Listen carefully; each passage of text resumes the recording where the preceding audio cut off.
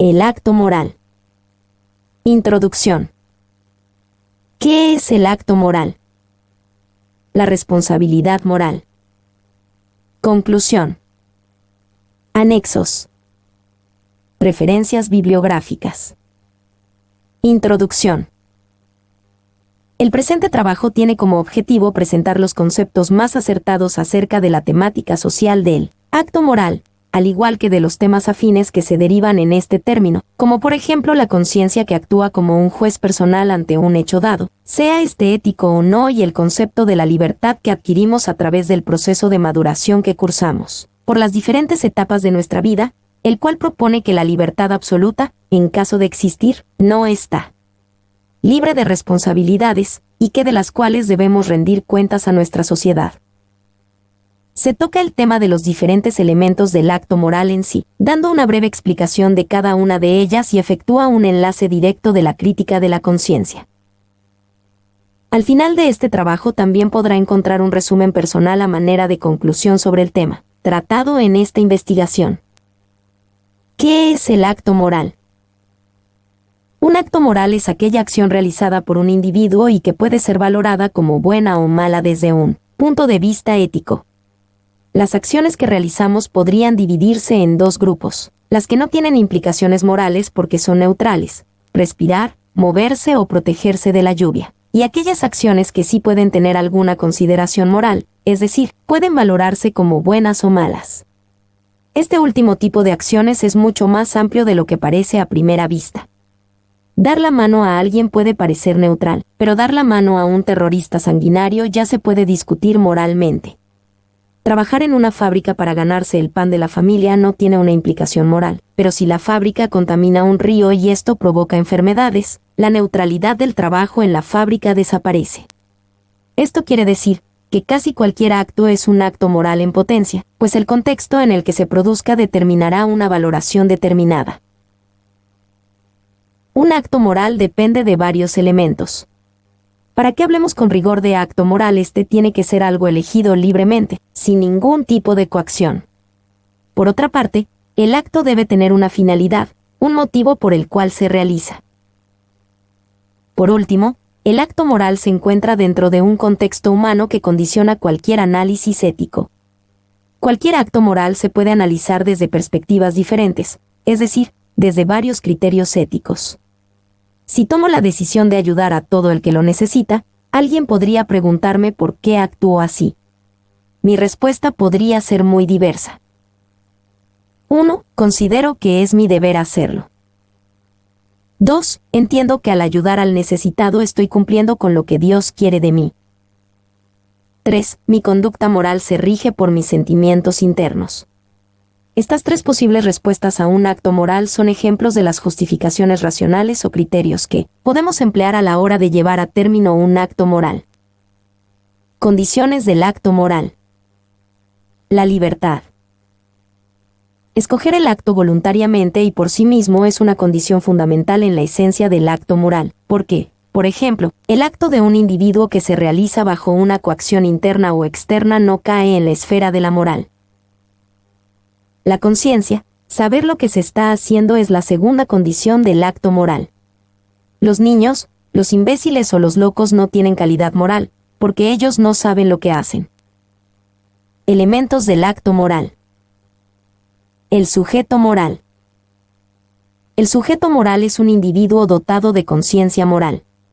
Este sujeto no es un ente abstracto o ideal, sino un ser concreto, ubicado en una determinada circunstancia histórica y social. Es el sujeto real. Los motivos. Los motivos o las intenciones son los que nos llevan a actuar o a perseguir un determinado fin. Un mismo acto puede realizarse por diferentes motivos, buenos o malos. Los motivos constituyen uno de los factores más interesantes del acto moral por las discusiones que han suscitado. Por ejemplo, las teorías motivistas o éticas de los motivos consideran que lo bueno de una acción descansa en los motivos del sujeto. Como representante de esta postura, tenemos a Kant. Según esta teoría, los actos pueden realizarse con buenas intenciones, pero los resultados no son, por diversas circunstancias, buenos o positivos. Estos actos, a pesar de todo, son positivos. En cambio, los actos que son realizados con malas intenciones, y cuyos resultados son exitosos y hasta juzgados como buenos, pero que no surgieron de una intención o motivación positiva, son calificados como malos. Conciencia del fin que se persigue. La anticipación ideal del resultado que se pretende alcanzar es la conciencia del fin que se persigue. El sujeto moral tiene capacidad para sopesar los alcances, las consecuencias, las secuelas que pueda traer consigo su acto moral y de esa manera prever con anticipación situaciones indeseables que en muchos casos pueden ser graves. La anticipación del resultado orienta el acto moral del sujeto. Por ejemplo, si dos personas visitan a un amigo influyente que está enfermo, uno podría hacerlo con la intención de reconfortar a su amigo y el otro porque espera que lo tenga en cuenta, para un ascenso en la vida política. La decisión. La decisión es la capacidad que tiene el sujeto para actuar por sí mismo, en concordancia con lo que cree que es la mejor elección o alternativa.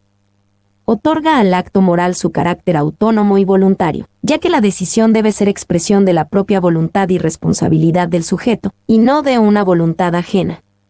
La elección. La elección es el paso previo a la decisión, ya que implica una elección entre varios fines posibles.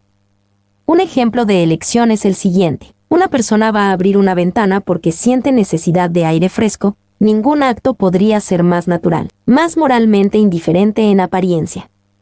Pero recuerda que su acompañante es un minusválido muy sensible a las corrientes de aire. Ve ahora su acto bajo dos aspectos diferentes, dotados de dos valores distintos y tiene que hacer una elección. ¿Cuál es el fin adecuado? ¿La satisfacción de un placer personal o la satisfacción de las necesidades de otro? El medio. El acto moral necesita los medios para realizar el fin escogido por el sujeto. Los medios deben ser tan morales como los fines.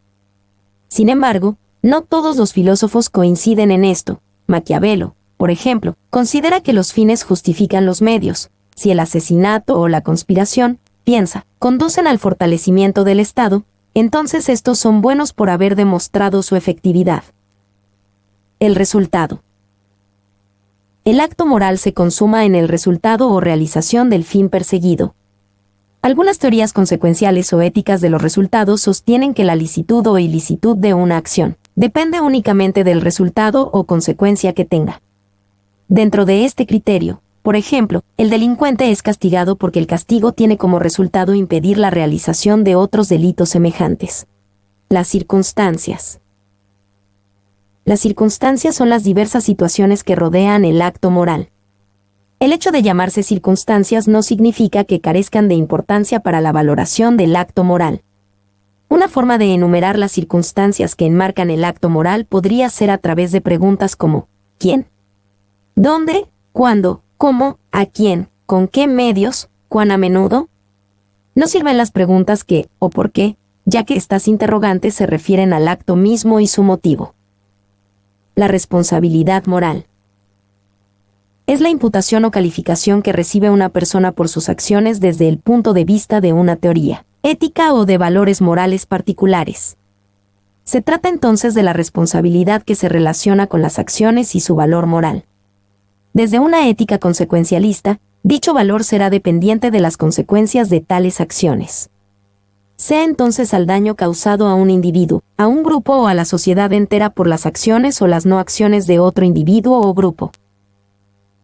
La responsabilidad moral ocupa un lugar cada vez más importante en la opinión pública cuando la adjudicación de la responsabilidad jurídica a través de los tribunales es insuficiente para cerrar casos como son, por ejemplo, escándalos de corrupción ligados al ocultamiento de cifras en la contabilidad de empresas, derramamiento de petróleo en zonas naturales, financiamientos ilegales de campañas y escándalos de corrupción política.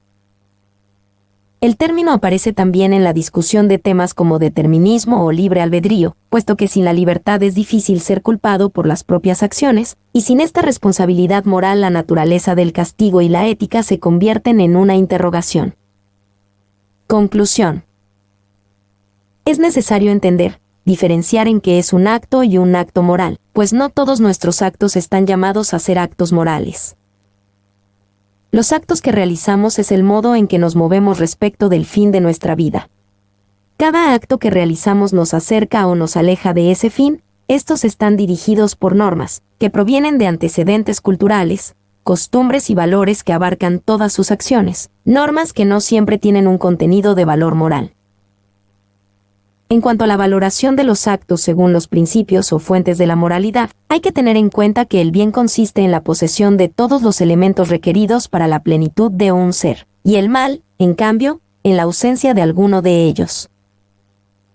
La determinación de la bondad o malicia de los actos humanos se hace por los elementos que los integran, el objeto, el fin y las circunstancias. Estos elementos no intervienen todos de la misma manera, cuando determinan la moralidad de los actos humanos buenos y la de los actos malos. Mi nombre es Demim. Soy tu asistente personal. Mi sitio en internet es demim.es.tl